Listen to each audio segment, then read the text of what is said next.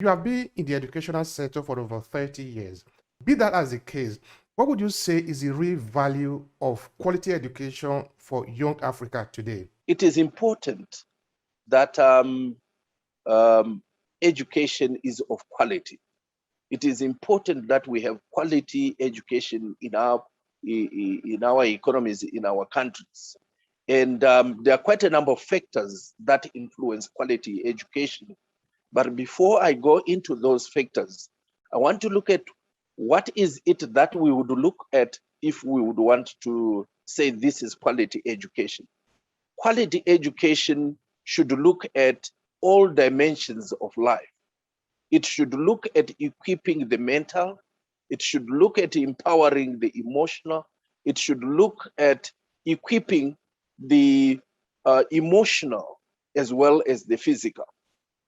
And when we look at equipping the physical, if we have a quality education, it must be able to give a trade or a skill that empowers the graduate to service his or her community. It should be an educational system that stabilizes people emotionally. It should be an education system that enables the learner to know where he is coming from, to be able to understand where he is going to. So it should be an education system that teaches children their history. When we look at this quality education, it must be the same across the divide. It must be able to be the same throughout the country, throughout the communities.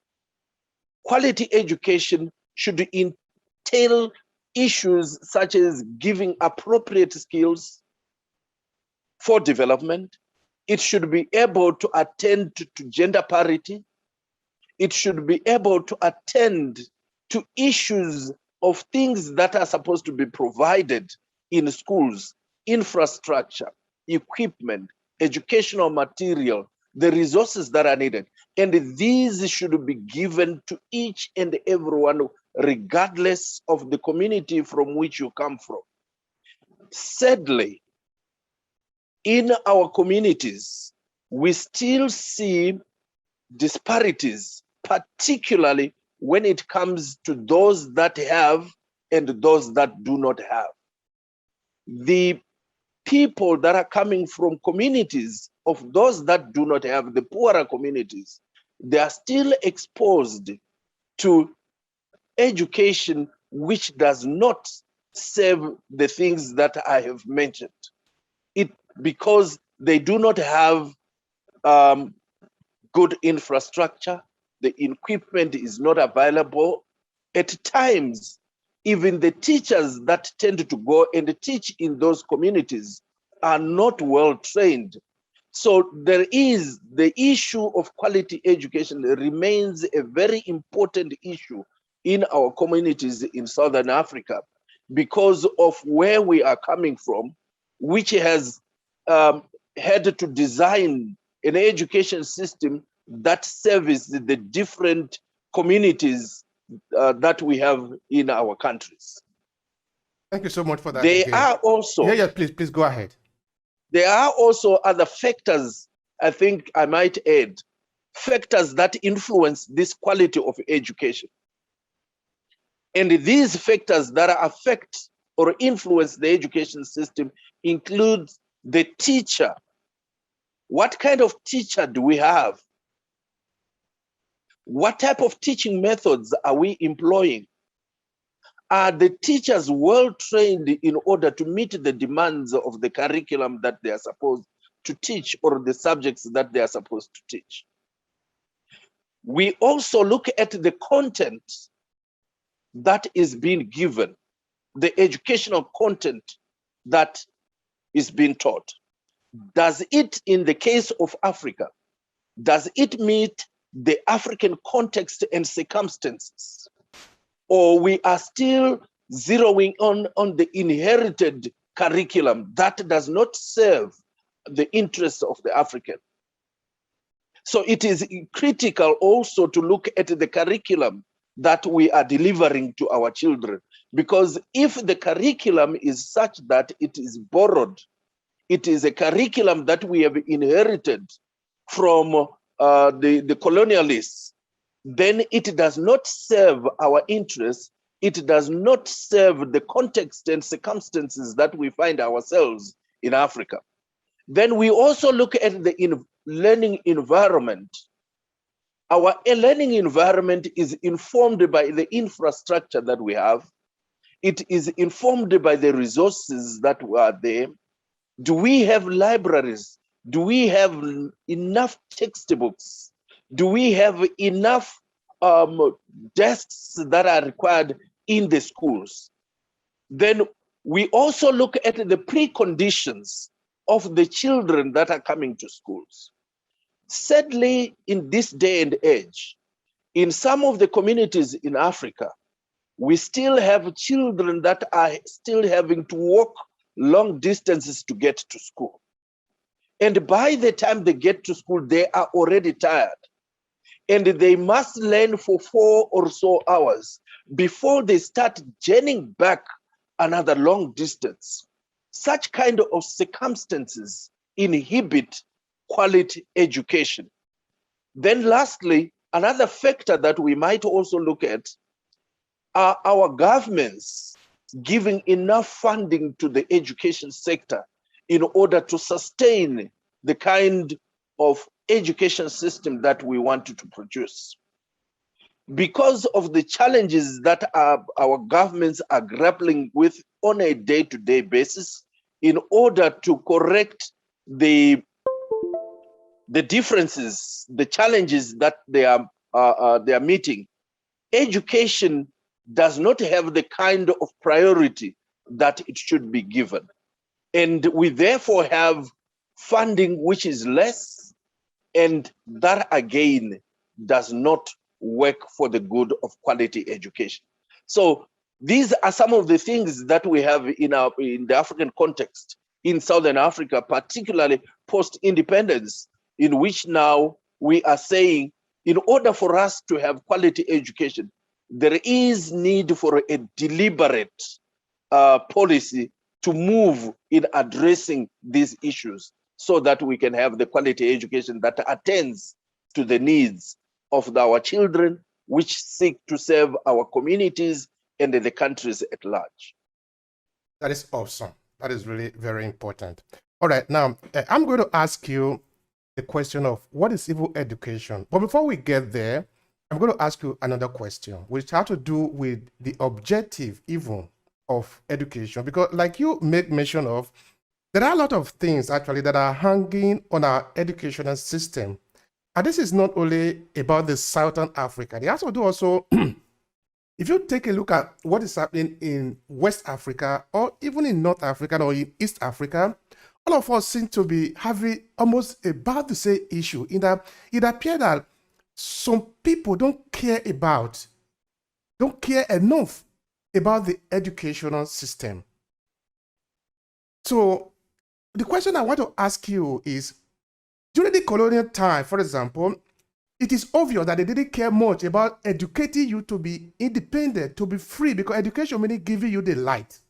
So that it becomes even counterbalance that I, that want to dominate you, should give you the instrument to be free. It will not work that way. I can understand that in the colonial time. But now we are independent, sort of. Are we supposed to follow the same pattern of education where we teach children in Africa about European culture and don't teach them about African culture?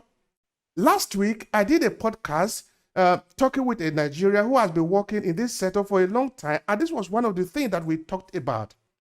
In that, sometimes we don't even teach the children about African history. And these are people that are studying in Africa. And this is a school under the jurisdiction of the government in Africa. So I can understand it if we are in colonial era. But if we are an independent state, I don't know if you feel what I'm feeling. This thing, do you sense it sometime that it appears that we are not educating the people to face the problem that is that to actually provide solution to the problem that they are facing? Is it something that you feel, or I'm the only person that is just feeling that way? You are very right. This is an issue that I think many people are questioning, particularly when it comes to our education system. In most countries in Africa, the education system we have is an inherited education system. If it is not inherited, most of the education systems are borrowed systems. They do not address the issues and circumstances that we find ourselves in Africa. And that is very sad, because an education system in an African country should seek to address the issues that obtain in the country.